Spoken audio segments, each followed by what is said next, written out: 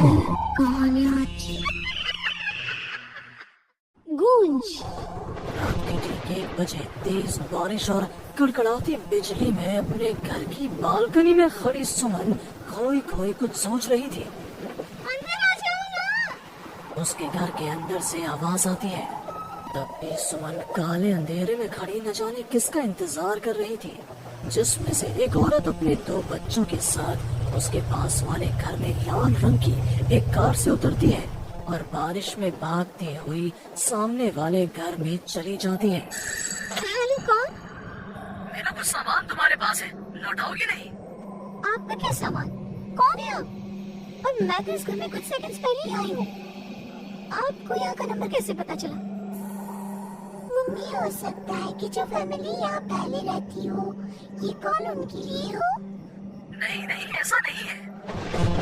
कड़कड़ाती बिजली एक अनजान आदमी के फोन ने नेहा को डरा दिया था। वो फौरन कॉल रख देती है। चलो बच्चों, कमरे में चलते हैं, मैं तुम्हें सुला देती हूँ। पर यहाँ इतने अंधेरे में तो कुछ भी नहीं दिख रहा मम्मी। फ्लैश लाइट ऑन करो ना। नेहा फ्लैश ऑन करती है, जहाँ उसे ऊपर जाने की सीढ़ियाँ दिखती है और चारों तरफ सफेद कपड़ों से ढके हुए फर्नीचर। तभी नेहा की 3 साल की बेटी उससे कहती है, मम्मा घोस्ट। नो माय लव, ये तो व्हाइट क्लोथ्स है। चलो ऊपर, मम्मा आपको स्टोरी सुनाएगी। सुनिए ना, चलो चलो चलो। नेहा स्ट्रॉबेरी को गोद में उठाती है और रोहन के साथ सीढ़ियाँ चढ़ना शुरू करती है। एक एक कदम उसे ऐसा एहसास हो रहा था मानो वो सीढ़ियों पर नहीं दलदल में कदम रख रही हो। ये मेरे पैर सीढ़ियों में धंस क्यों रहे हैं? बहुत देर चलने के बाद सीढ़ियाँ खत्म होती हैं। ऐसा लग रहा है मानो मैं जन्म से बस चल ही रही हूँ। जैसे तैसे थकी हारी नेहा ऊपर कमरे में पहुंचती है। जैसे ही फ्लैश बेड पर पड़ता है, वो देखती है कि उसके दोनों बच्चे पहले से ही बिस्तर पर सो रहे हैं। मेरा सर चकरा रहा है। बच्चे तो मेरी गोद में थे, यहाँ कैसे आ गए? और वो भी मुझसे पहले। नेहा कुछ समझ नहीं पाती और बेसुध होकर जमीन पर गिर पड़ती है। अगली सुबह उसकी आंखें सूरज की किरणें चेहरे पड़ने से खुलती हैं। नेहा बालकनी में जाती है, जहाँ उसे सुमन अपने बालकनी में खड़ी दिखती है। ऐसा लग रहा था मानो सुमन रात भर से वहीं खड़ी थी। सुमन नेहा को मुस्कुराकर देखती है। हेलो, मैं यहाँ कल ही शिफ्ट हुई हूँ। मेरे हस्बैंड का यहाँ ट्रांसफर हुआ है। आसपास कहीं घर ही नहीं मिला, तब 40 किलोमीटर दूर यहाँ ये घर मिला। आप यहाँ पर कब से हैं? पता नहीं, सालों हो गए, यहाँ कोई आया ही नहीं। पर अब तुम आई हो तो राहत सी लगी। आओ ना घर पर। हाँ हाँ, क्यों नहीं, मुझे भी कंपनी मिल जाएगी। वैसे कल रात में यहाँ कुछ अजीब महसूस किया मैंने। मैं आकर बताती हूँ। नेहा सुमन से मिलने उसके घर जाती है और पिछली रात हुए इंसिडेंट के बारे में उसको बताती है। ये तो कुछ भी नहीं है नेहा, ऐसे तो कई इंसिडेंट्स मेरी एक फ्रेंड के साथ भी हुए हैं और रोज होते ही हैं। सुमन अपनी कार में बैठी अपने नए ठिकाने की ओर बढ़ रही थी। जंगल के बीच से गुजरती वो खुद से कहती है, ये सिविल इंजीनियर्स की लाइफ ना बड़ी मुश्किल है। कहाँ जाना चाहता है? कार एक घर के पास रुकती है। लीजिए मैडम, हम आ गए। आपको कुछ जरूरत हो तो मुझे कॉल कीजिएगा, मैं ये बगल वाले घर में ही हूँ। सुमन घर के अंदर जाती है। डाइनिंग टेबल पर पहले ही खाना रखा हुआ था, पानी का ग्लास भी, टीवी ऑन ही था। ऐसा लग रहा था मानो अभी अभी यहाँ कोई था या है। चलो, कंपनी अच्छी है, सब अरेंजमेंट्स मेरे आने के पहले ही कर रखी है। सुमन खाने की टेबल पर बैठती है, जहाँ 5 लोगों का खाना परोसा हुआ था। 5 प्लेट किसके लिए सर्व कर दिया?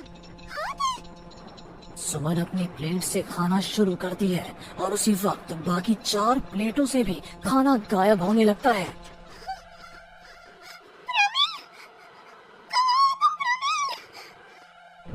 सुमन भागती हुई अपने ड्राइवर के घर पर जाती है। सुमन क्या देखती है कि प्रमिल जमीन पर गिरा हुआ है। फर्श पर हर तरफ खून ही खून। प्रमिल के मुंह से भी खून आ रहा था। वो कराहता हुआ कहता है, मैम यहाँ रूही रहती है, ये आपको भी नहीं छोड़ेगी। ये कहते कहते ही प्रमिल दम तोड़ देता है और सुबह के 11 बजे अचानक ही अंधेरा छा जाता है। चारों तरफ से अजीबोगरीब आवाजें आने लग जाती हैं।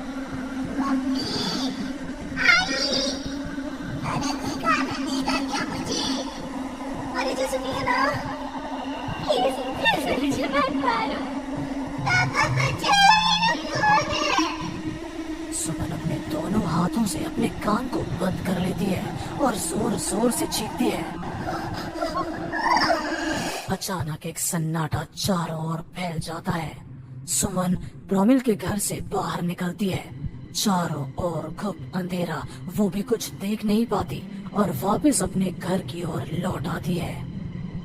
इससे अच्छी तो मौत होती, ये मैं कहाँ फंस गई। मम्मा कूदी। अरे सुमन, क्या मरने वरने की बात करती रहती हो? जाओ मेरे लिए चाय बनाओ। ये कौन बोल रहा है? तभी अचानक से घर की लाइट्स ऑन हो जाती है। सुमन देखती है कि वो किचन में है। उसके ठीक बगल में एक औरत, जिसके बाल उसके चेहरे की ओर थे, गैस के फ्लेम में अपने दोनों हाथों को पका रही थी। तुम कौन हो तुम? और यहाँ क्या कर रही हो?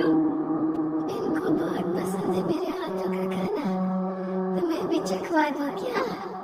कर्कश आवाज में ये कहती हुई वो औरत झट से सुमन के हाथों को आग में डाल देती है। सुमन चीखती रहती है, पर वो औरत उसके हाथों को नहीं छोड़ती।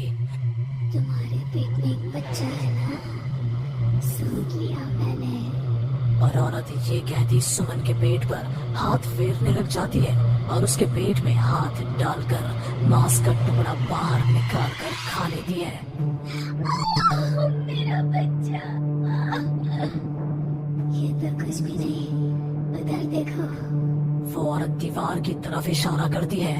दीवार पर खून के ऐसे धब्बे थे मानो नवजात शिशुओं को उसी दीवार पर पटक पटक कर मार दिया गया हो। तभी वहाँ लगभग 5 साल का एक बच्चा आता है। उसका शरीर पूरा सफेद और आंखें काली थी।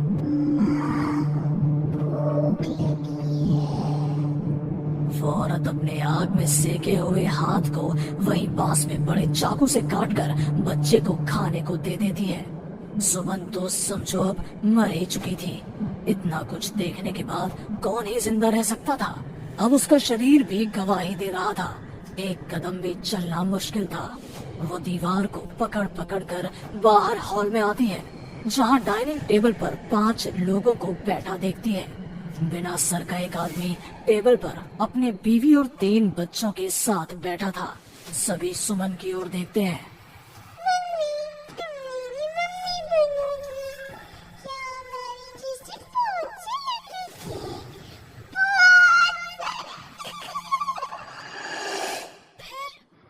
फिर उस लड़की का क्या हुआ? वो अब जिंदा है? हाँ, उन लोगों को एक जिंदा इंसान भी चाहिए था, जिसे वो रूही रोज मारे। रोज पता नहीं कितनी ही रूहें आज भी 1-2 तो दिखी जाती है। वो लड़की तो बस निकलने का राह ढूंढ रही है, पर वो निकलेगी कैसे? क्या कोई तरीका है? हाँ, किसी और को उन रूहों के हवाले कर देना यही एकमात्र रास्ता है। तो उसने किसे उन आत्माओं के हवाले किया? किया नहीं, आप करेगी। तुम्हें ये वही घर है और वो लड़की मैं हूँ। अलविदा।